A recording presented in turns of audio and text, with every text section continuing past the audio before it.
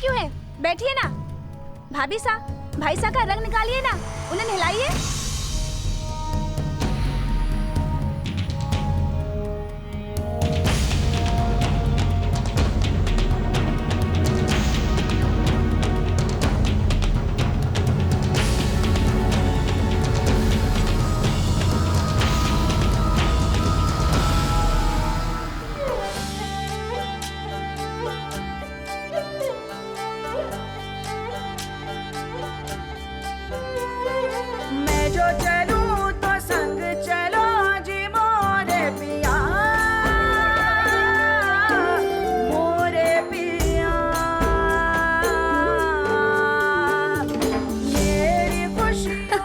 अरे भाभी सा, ये रंग इतनी आसानी से नहीं निकलेगा, आपको हाथों से निकालना होगा।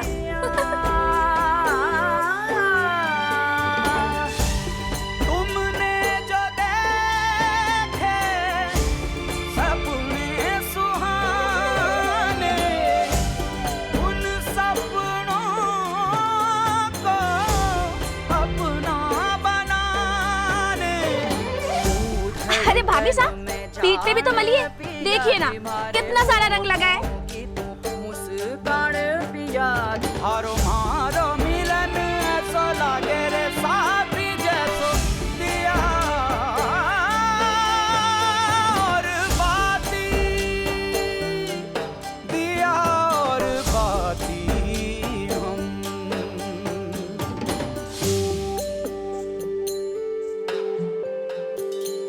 अरे भाई सा, अब आप भी तो भाभी सा का रंग उतारिए।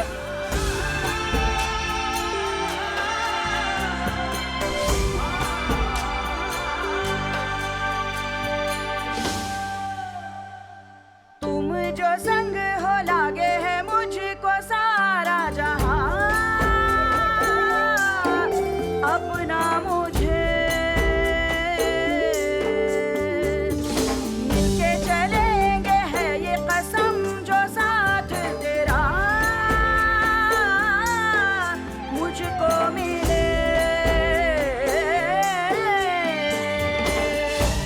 राहों से कांटे हम चुन लेंगे। अरे भाई सा, आपसे भी कहना पड़ेगा, हाथ से मलिए, हाथ से। चलेंगे जग से निराला होगा साथ पिया जी, मारे सपनों की तू परवाज पिया। हारो मारो मिलन ऐसा लागे रे साथी जैसो दिया और बाती, हो दिया और बाती हम।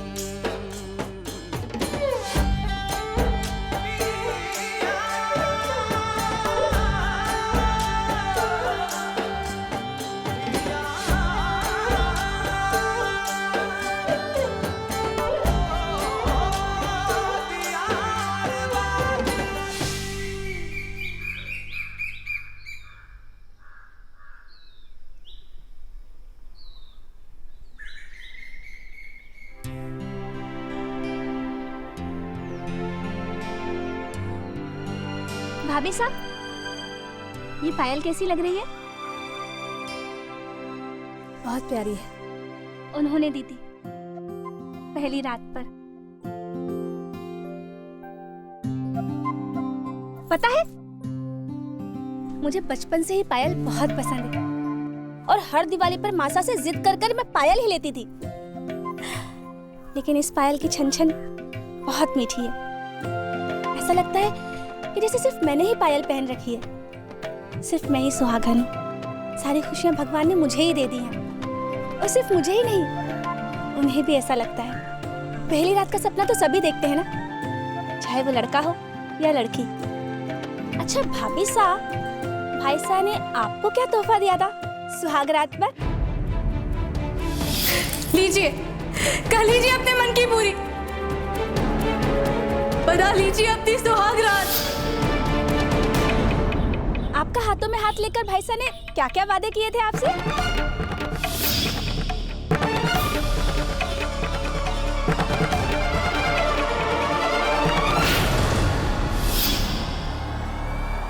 जरूर कहा होगा कि संध्या तेरे जीवन में मेरे जलेबी और लाडू से ज्यादा मिठास भर दूंगा मैं। और तभी आपने क्या वादा किया था? हाँ बताइए ना। जी वो मेरे कपड़े।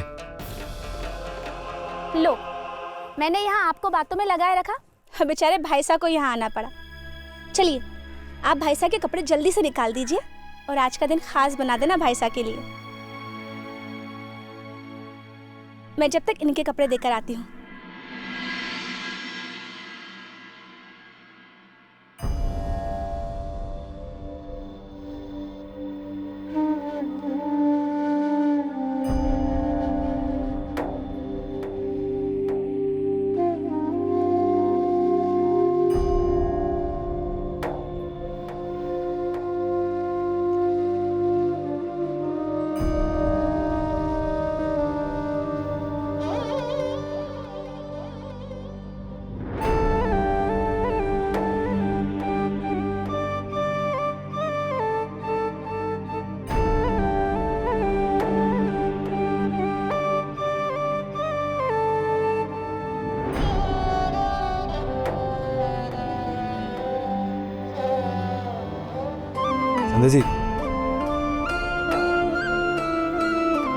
संध्या जी वो बनियान भी है।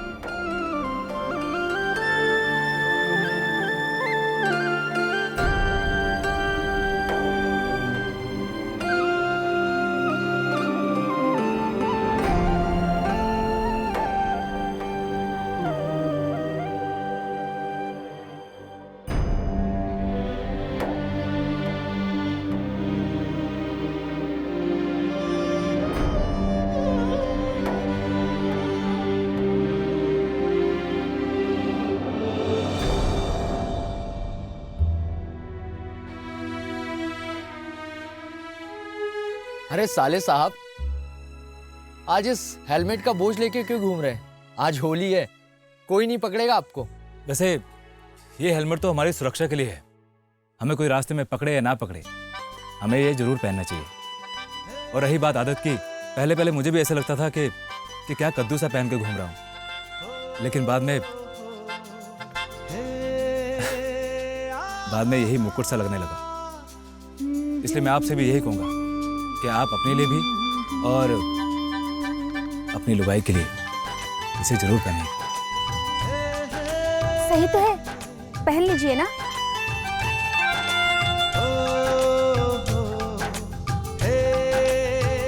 बैठो।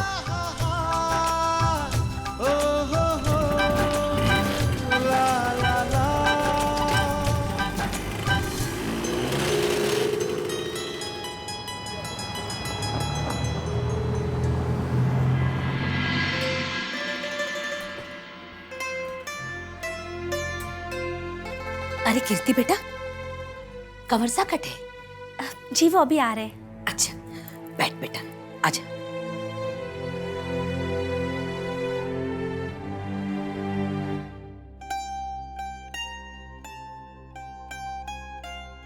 भाभो दाल कम कर दीजिए, वो इतनी दाल नहीं लेते हैं। रोटी में घी भी नहीं लेते हैं वो तो। आप देखिए ना, मुझे चावल इतने पसंद है और ये है कि थाली में एक मुट्ठी भी चावल नहीं लेते। बींद की पसंद नापसंद तो ऐसे बता रही है जैसे थारे ब्याह को 4-8 दिन नहीं 4-8 साल हो गए हो। इतनी जल्दी इतना सब कुछ जान लिया उनके बारे में? हाँ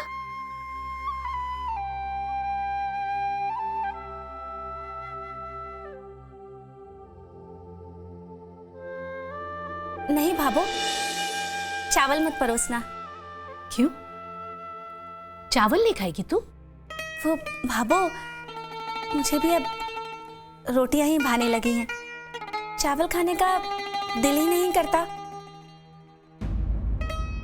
रेयो, ऐसा होना चाहिए, जो चीज पति खाए वो अमृत और जो ना खाए वो जहर, समझी? ले आओ कंवर साहब, आ।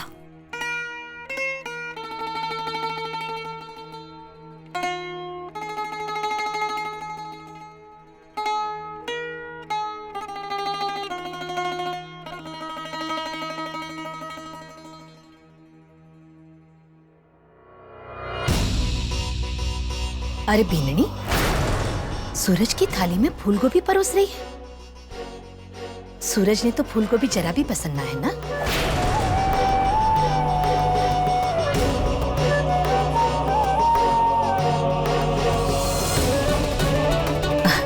ये तो रहने दे।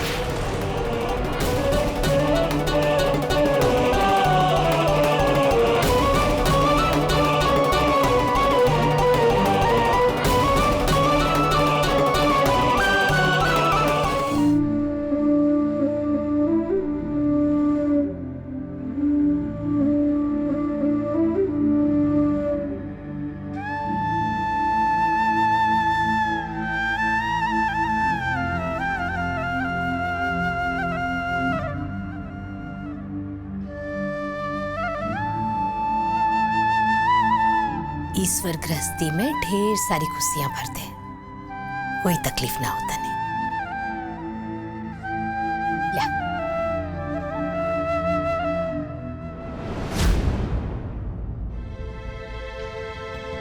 ये बत्ती कहीं आ गई?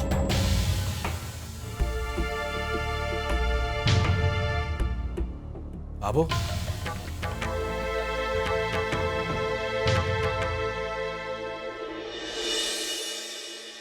ले बेटा, थारी पसंद को रंग है लाडो, जरूर पहनना। सदा सुहागन रहे, सुखी रहो।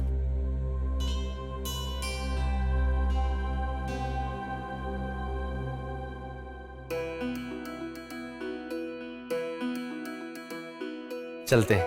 हाँ कमर से। अपना ध्यान रखना। चलती हूँ विक्रम भाई साहब।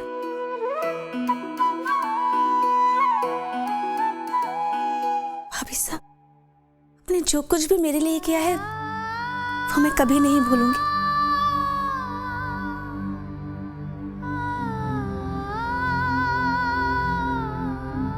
चलती हूँ भाभी साहब।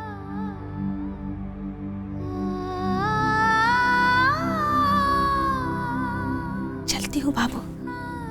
कीर्ति, तू अपनी सासरी में सुखी तो है ना बेटा?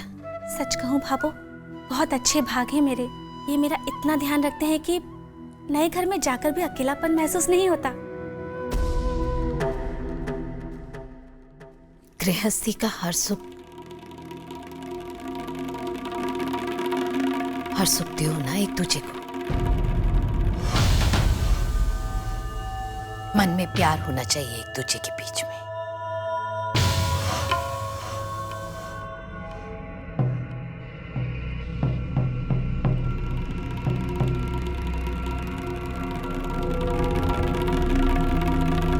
कीर्ति, तुम लोगों की गाड़ी का समय हो रहा है, आइए।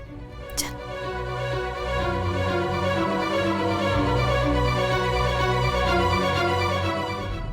मुझे चावल इतने पसंद है और ये है कि थाली में एक मुट्ठी भी चावल नहीं लेते। बींद की पसंद नापसंद तो ऐसे बता रही है जैसे थारे ब्याह को 4-8 दिन नहीं 4-8 साल हो गए हो। चावल मत परोसना, मुझे भी अब रोटियां ही भाने लगी हैं। गृहस्थी का हर सुख दो ना एक दूजे को।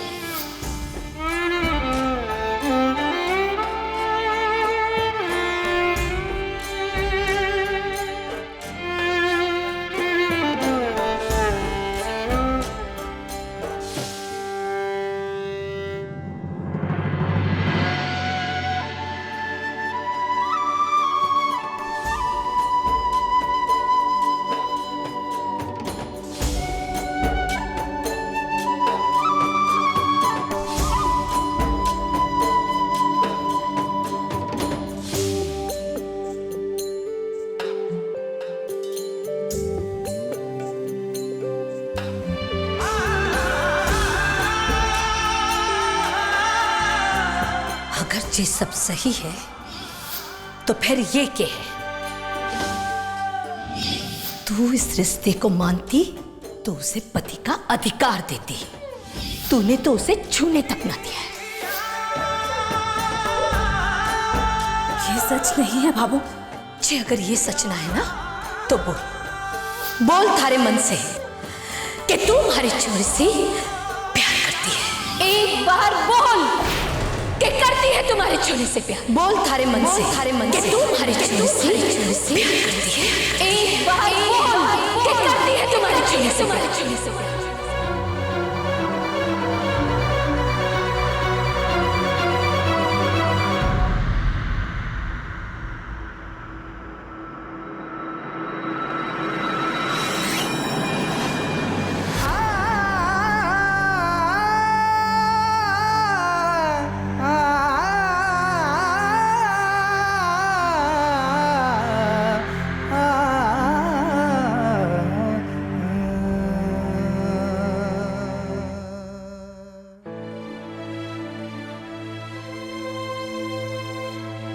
संध्या जी, आपने हमारे आपस की समस्या कीर्ति और कुंवर साह के सामने आने नहीं दी।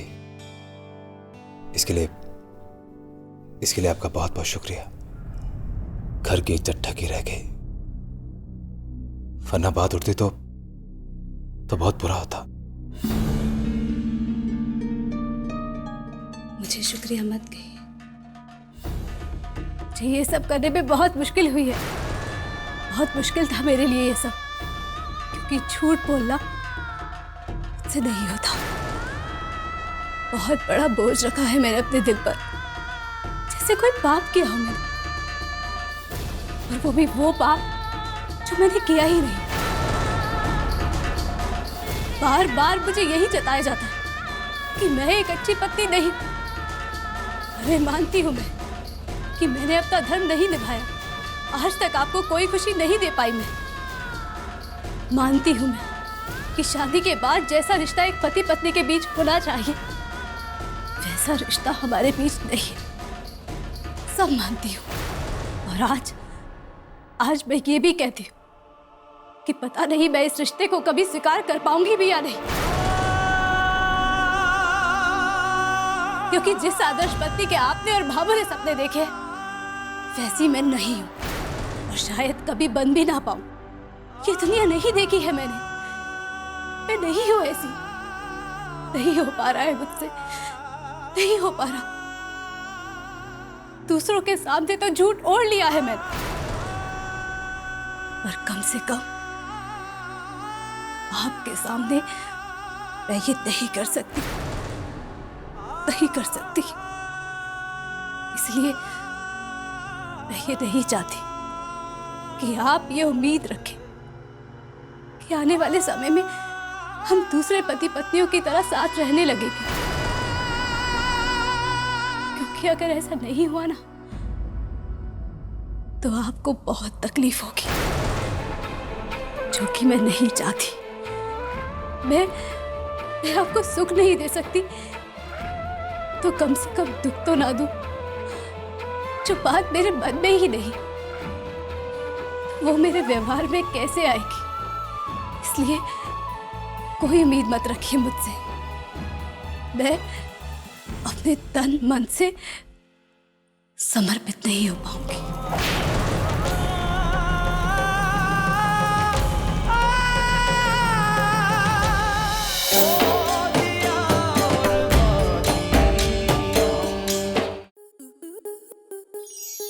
आपके मनोरंजन पर अब नहीं लगेगा कोई ब्रेक।